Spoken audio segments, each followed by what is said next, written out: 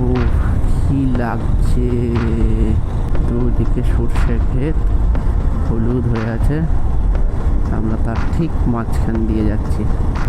যে গ্রামের ভিতরে দেখো গরু পালন করছে এরা, ধানের কাদা থেকে শুরু করে পুকুর সবটাই গ্রামের পরিবেশ দেখা যাচ্ছে এইরকম দিকে আসছে। গুড মর্নিং সবাইকে। একটা সুন্দর শীতের সকালে সবাইকে স্বাগত একটা নতুন মোটো ব্লগিং সেটআপে। আজ আমি ঘুরে দেখাবো তোমাদেরকে আমার শহর বসিরহাটকে। আমি বিতান, এটা আমার হোম টাউন। আমরাও বেরিয়ে পড়েছি, চলো দেখা হচ্ছে। রাস্তায় বেশ ভিড় আছে, আজ শনিবার, তাহলেও রাস্তায় ভালোই টোটো ভিড় আছে। এই ভিড় কাটিয়ে এই চলে এলাম বসিরহাটের রবীন্দ্র ভবন মোড়। এটি হলো রবীন্দ্র ভবন মোড়।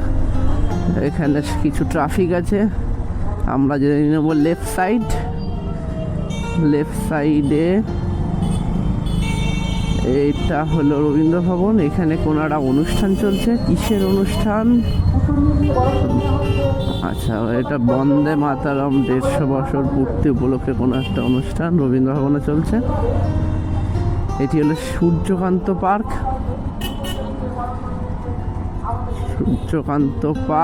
সামনে HMD স্কুল। এই রাস্তা দিয়ে আমরা গিয়ে উঠবো রেজিস্ট্রি অফিস মোড়। সেখান থেকে বসিরহাটের প্রাণকেন্দ্র ইটিন্ডা রোড হয়ে আমরা পুরো বসিরহাটটাকে ঘুরে দেখাবো আজ তোমাদের সবাইকে। প্রথমেই চলে যাব 450 বছর পুরনো বসিরহাটের কালী মন্দির, সংগ্রামপুর কালী মন্দিরে। এই মোটো ব্লগিং সেটআপটা ঠিক কেমন হয়েছে তোমরা জানিও, কারণ আমি ফার্স্ট টাইম এই ব্লগটা ক্রিয়েট করছি এই নতুন সেটআপে। একদিন তোমাদেরকে আমার সেটআপটাও খুলে দেখাবো ঠিক কীভাবে আমি এই সেটআপটা তৈরি করেছি। আমরা চলে যাব সোজা, এই রাস্তা সোজা চলে গিয়েছে ভারত বাংলাদেশ বর্ডার, ঘোজারাঙ্গা বর্ডার। এখান থেকে বর্ডারের distance almost 15 kilometre. Within 15 kilometre এখান থেকে আমরা পৌঁছে যেতে পারবো বাংলাদেশে। এটা হলো বসিরহাটের বোটঘাট। এইখান থেকে শুরু হয়েছে, বাঁদিকে আছে ইছামতি নদী।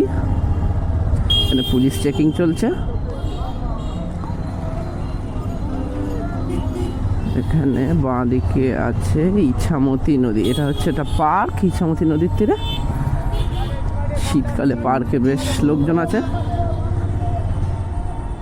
আমরা চলে যাব এখান থেকে ইছামতি নদীর ব্রিজের ওপর দিয়ে বসিরহাটের ওই পারে গ্রামটার নাম হলো সংগ্রামপুর।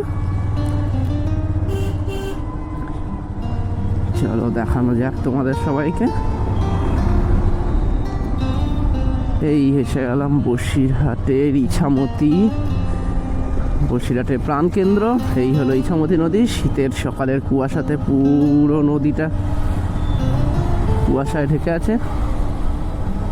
এখন সকাল 11টা, still having some too much fog in this area just because of ঠান্ডা। চলো এই ব্রিজ ক্রস করে আমরা নেমে পড়লাম ইছামতি নদী থেকে সংগ্রামপুরের দিকে। আমরা নিয়ে নেবো লেফট। এই রাস্তাটা চলে গেছে কাটিহাটের দিকে। আমি যদি রাইট নেই, এই রাস্তাটা সবাই পৌঁছে যাচ্ছে হচ্ছে ঘোজারাঙ্গা বর্ডার। এইগুলো বর্ডার থেকে লরি আসছে। এই রাস্তাটা চলে গেছে কাটিয়াহাটের দিকে। কাটিয়াহাট থেকে এখান থেকে মছলেন্দ্রপুর হয়ে আবার বনগাঁও পৌঁছানো যায়। এইখান থেকে একটা রাস্তা, একটা হাইওয়ে, স্টেট হাইওয়ে হওয়ার কথা আছে, যেটা সোজা পৌঁছে যাবে হচ্ছে জিয়াগঞ্জ, মুর্শিদাবাদ, বহরমপুর বাইপাসের দিকটা কানেক্ট করবে। এইখান থেকে রাস্তাটা শুরু হবে। এইখান থেকে রাস্তাটা অলরেডি ডেভেলপড। চলো তোমাদেরকে এখান থেকে সংগ্রামপুর কালী মন্দিরটা ঘুরে দেখাই।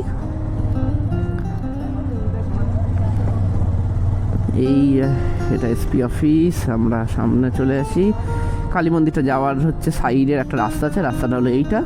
এইখান থেকে গিয়ে এখানে কালী মন্দিরে পৌঁছানো যায়। এইটা হচ্ছে কালী মন্দিরের মেন এন্ট্রান্স।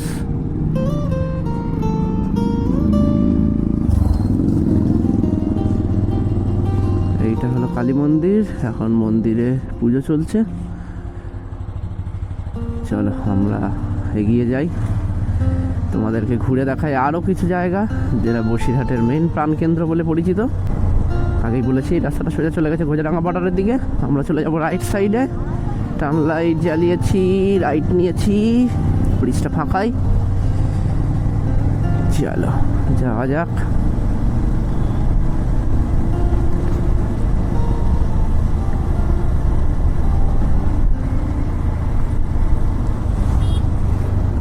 এইখান থেকে আমরা নিয়ে নেবো রাইট। লেফট সাইডে গেলে এইটা সোজা পৌঁছে গেছি ইটিন্ডা ঘাট, যেখান থেকে গিয়ে রাস্তা একেবারেই শেষ। ওদিকে ক্রস করলে আমাদেরকে যেতে হবে হচ্ছে নদীতে।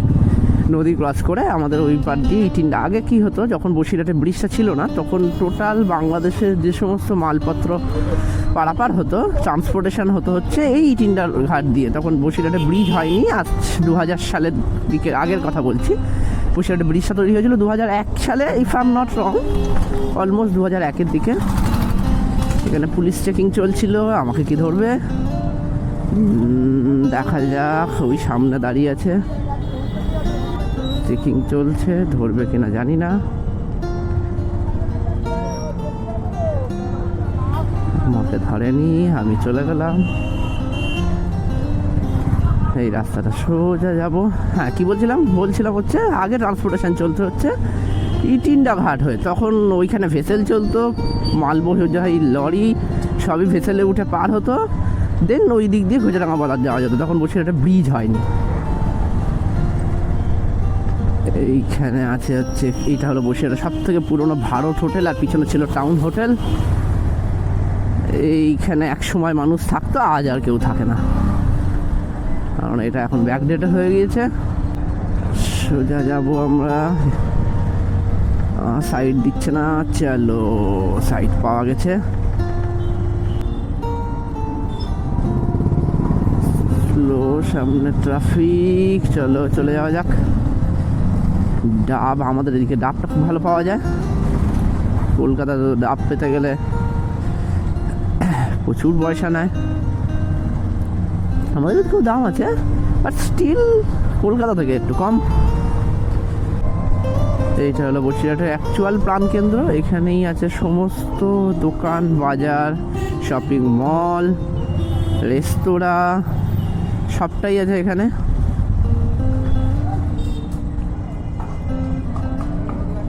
এটা হলো মেন প্রাণকেন্দ্র। রাস্তাটায় প্রচুর ট্রাফিক, প্রচুর পরিমাণে টোটো। এই টোটোর সংখ্যাটা বসিরহাটে এত বেড়ে গিয়েছে, মানুষের থেকে টোটোর সংখ্যা অনেক বেশি। ভীষণ ট্রাফিক হয় এই ডিউ টু দিস টোটো। নাও এই লেফট সাইডের এই টার্নটাতে ভীষণ ট্রাফিক হয়। এখানে এটা হচ্ছে জাংশন পয়েন্ট একটা, এখান থেকে মেন বাজারের রাস্তাটা ডান দিকে ভিতরে ঢুকে যাচ্ছে একটা। তো সেই কারণে এইখানে দুটো জাংশন আছে, যে জাংশনে মারাত্মক ট্রাফিক হয়। দেখা যাক এখন ট্রাফিক আছে কিনা। না, এখন এই মুহূর্তে ট্রাফিকটা নেই, আমরা পরিষ্কার চলে যেতে পারবো। এইখানে ট্রাফিক তেমন নেই, ট্রাফিক নেই, নো। চলো এবার যাওয়া যাক। হচ্ছে বন্ধুটা সাথে বেরোবে বলেছে, সকালে আমরা ঘুরে বেড়াই। এবার দুই বন্ধু কেন ঘুরে বেড়ায় সে তো তোমরা জানোই। পাটালি কিনতে হবে, চলো পাটালি কিনতে হবে, তাই তো? বসিরহাটে পাটালিটা হলো বিখ্যাত। আমাদের এখানে খুবই ভালো পাটালি পাওয়া যায়, কিন্তু মানে নলিন গুড়ের পাটালি। কিন্তু সমস্যা হচ্ছে বাজারে পাটালি এখনও যা পাওয়া যায় তাতে বেশ ভেজাল দেয়। আপাতত আমরা পৌঁছে গেছি almost near to Ghojadanga border. But আমরা ঘোজাডাঙ্গা বর্ডারের দিকে যাব না, আমরা এখান থেকে আর একটু সামনে যাব, গিয়ে সেখান থেকে লেফট নেব হচ্ছে গাছা পঞ্চায়েতের ভিতরে। তোমাদেরও দেখাবো যে গ্রামের রাস্তা ঠিক কেমন হয়। গ্রামের রাস্তাও দেখতে পাবে তোমরা এই ব্লগে। হঠাৎ করে ঠিক হলো যে ওর সাথে দেখা হলো, হঠাৎ করে বললো যে চলো আমরা যাই আজকে পাটালি কিনে নিয়ে আসি, শীতকাল তো পাটালি অ্যাকচুয়ালি কিনবো না, অ্যাকচুয়ালি অর্ডার দিয়ে আসবো আরেকদিন যাবো আনতে, কেননা কাকিমা অ্যাকচুয়ালি বাড়িতে বানিয়ে বিক্রি করে যারা পাটালি বিক্রেতা তাদের কাছে, কিন্তু আমরা করবোটা কি, আমরা ওই কাকিমার কাছ থেকে কিনি প্রতি বছর, তো ভালো পাটালি দেয়, বহুদিনের কাস্টমার আমি ওই কাকিমার, তো আমার থ্রুতে আমার বন্ধুটাও যাবে আজকে। যে গ্রামের ভিতরে দেখো গরু পালন করছে এরা, ধানের কাদা থেকে শুরু করে পুকুর সবটাই গ্রামের পরিবেশ দেখা যায় এইরকম দিকে আসলে, মনটাও ভরে যায় এগুলো দেখলে। আমরা তো ওইদিকে দেখতেও পাই না, তোমরা জানিও তোমরা কারা কারা এইদিকে থাকো, এরকম পরিবেশে তোমরা কেমনভাবে এটাকে এনজয় করো। ও কি লাগছে,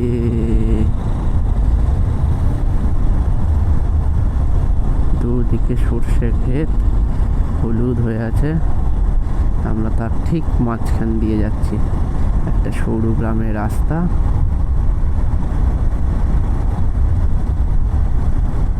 আমরা পৌঁছে গেছি কাকিমার বাড়িতে, কেউ নেই, বাড়িতে কেউ নেই, দেখো তো মৌমাছি, চলো আমাদেরকে না তাড়া করে, সে জানি না এখানে মৌমাছির চাক তৈরি হচ্ছে মেবি, ধরো বসো, প্রচণ্ড মৌমাছি এখানে। কাকিমারা বাড়ি নেই, আমাদের আজকে পাটালি কেনা হলো না। এখানে কোথাও একটা দেশি মোরগ পাওয়া যায়, বন্ধুরা দেখে আবার গেছে হচ্ছে সেই দেশি মোরগের খোঁজ করতে, যে যারা বিক্রি করবে কিনা।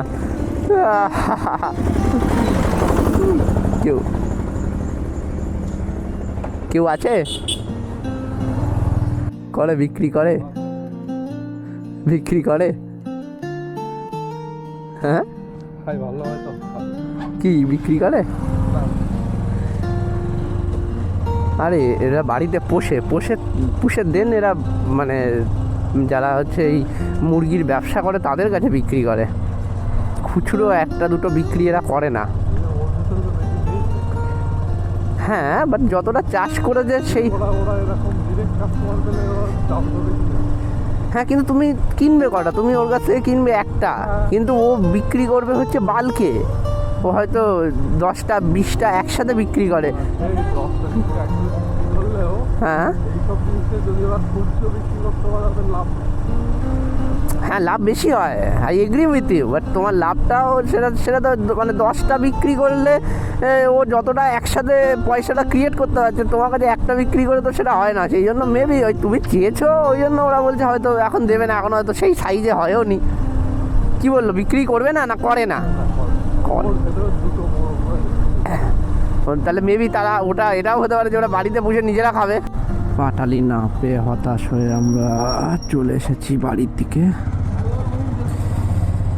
চলো তাহলে আবার দেখা হচ্ছে নেক্সট ব্লগে তোমাদেরকে ঘুরে দেখাবে হচ্ছে টাকি শহরটাকে।